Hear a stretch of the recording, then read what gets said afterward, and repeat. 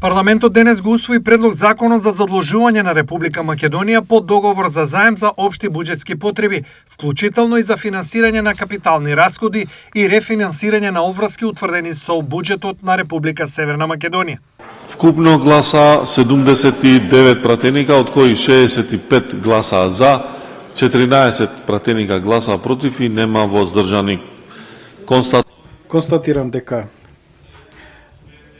Собранието го донесе законот за задолжување на Република Северна Македонија на кај банките што ги спомнат според договорот за општи буџетски потреби, вклучително и за финансирање на капитални расходи и рефинансирање на обврските утврдени во буџетот на Република Северна Македонија. Пред усвојувањето имаше жестоки дебати за и против. Ова задолжување е доказ дека меѓународните финансиски пазари не се импресионирани од триумфални пораки дека Северна Македонија се движи кон врвот на европските економии.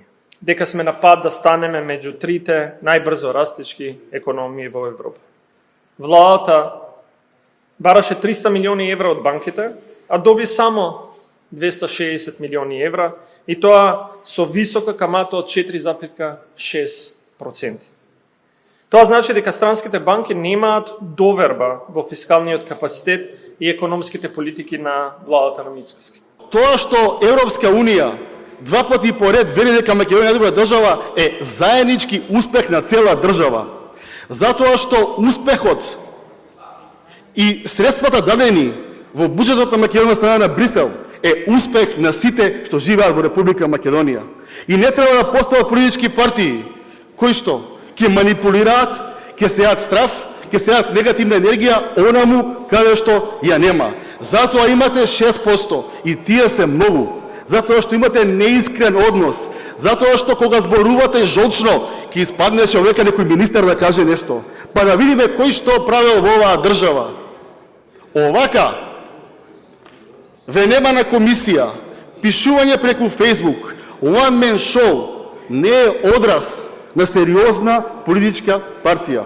Поради ова СДСМ ќе поднесе интерпелација и кривична пријава до председателот на Собранието. Толку многу им се брзаше на владата на Мицкоски со новото задолжување, што веднаш после празникот, спротивно на деловникот и процедурите, го ставија на дневен ред во Собранието задолжувањето од 260 милиони евра.